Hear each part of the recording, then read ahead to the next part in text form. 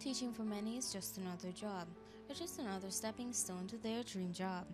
But for the charming and intelligent Miss Rose dos Ramos, it was her passion. She noted that she enjoyed teaching as she couldn't see herself doing anything else but educating youth for tomorrow. Before she began her career in the teaching industry, she shared with me details of her life growing up and what inspired her to become an educator.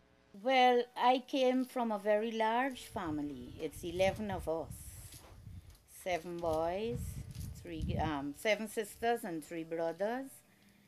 And we had that love in our family. We were not well off. My father was the sole breadwinner.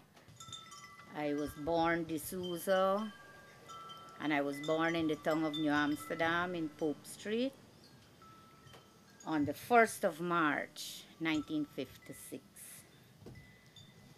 I spent my entire childhood days in Pope Street.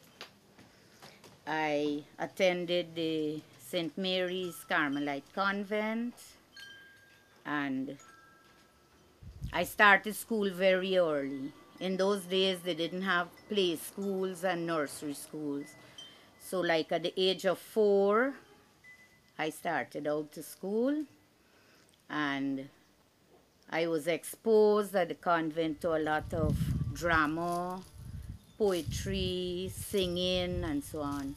That's where I get my cultural upbringing.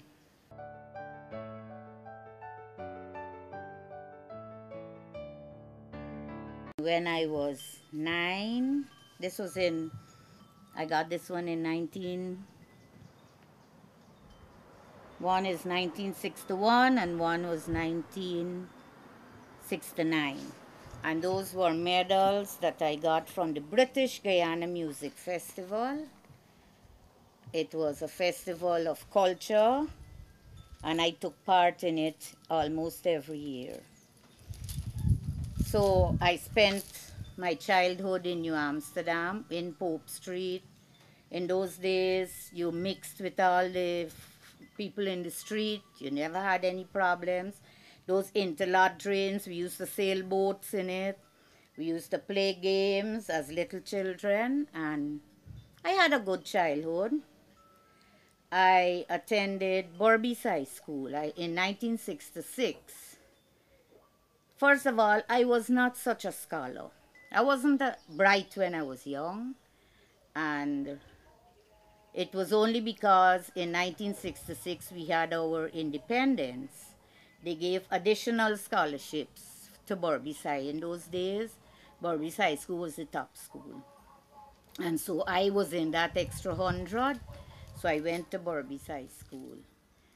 I had good days at Berbice High School. Again, I was in another culture group there where we used to sing. We took part in cultural programs.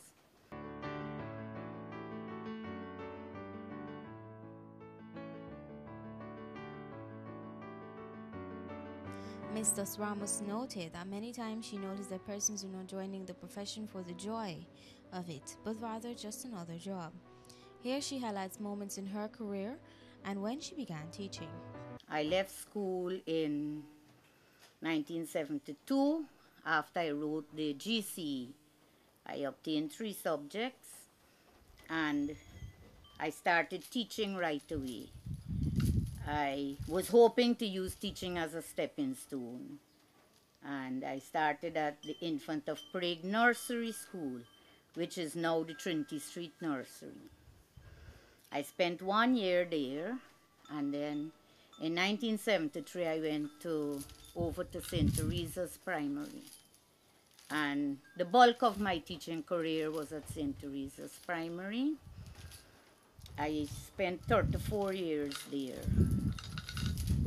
I started as a pupil teacher, and I came through the system. In those days, the pupil teachers wrote exams.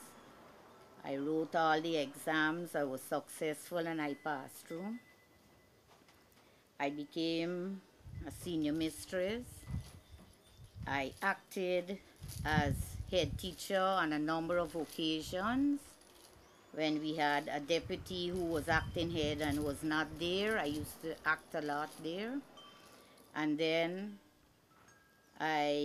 in 2007, I applied for head teacher at Edinburgh Primary, and I was successful. So after 34 years at St. Therese, I spent another 3 years at Edinburgh Primary, where I retired.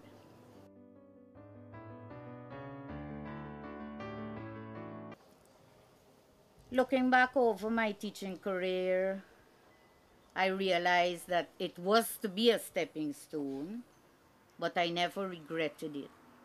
There was not always a financial gain, because one of my credits was that I usually gave lessons after hours and I never charged for lessons, because I felt that the children who really needed the lessons had parents who couldn't afford to pay the fees.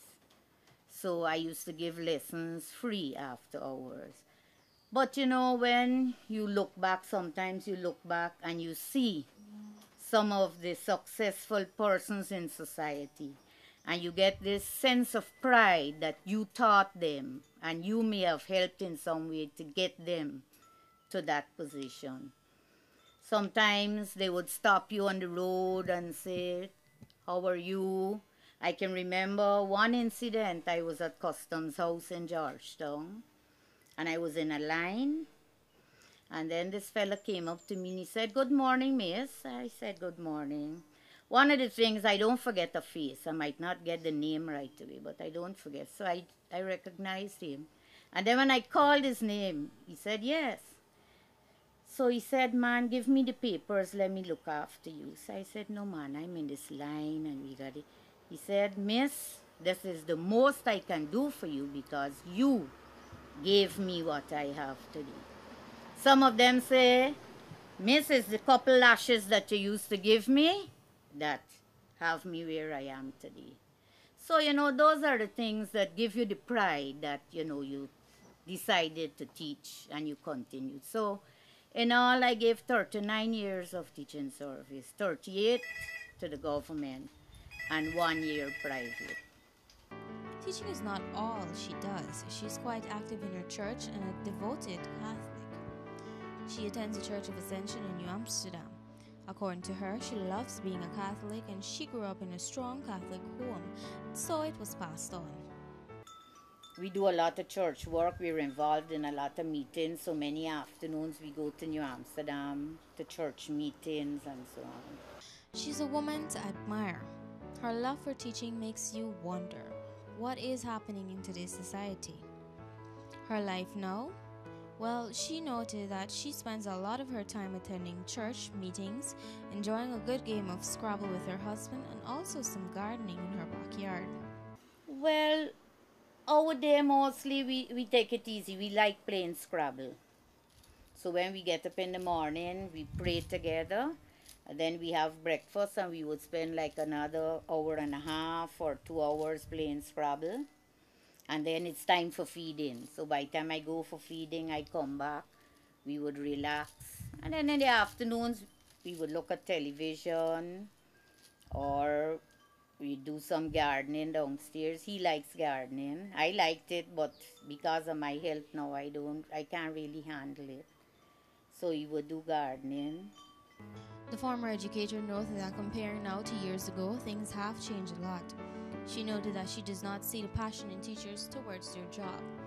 She also noted that the youths of today are exposed to too much, and so the values that should be there are not instilled from the beginning. Well, there is a big difference. There is a big difference because to me, you see, nowadays the young people are exposed to so many modern technologies. Long ago, when I was small, all we had was the cinema. Or you go to the band, the police band would come up and play. You go to the band, you go for a walk. You never really had the television, the internet, and the Facebook, and these kind of things. So, I mean, it's not fair to compare the two because in those days, you just had to read. I think what young people need nowadays is good shepherding. You see, sometimes you have children bearing children.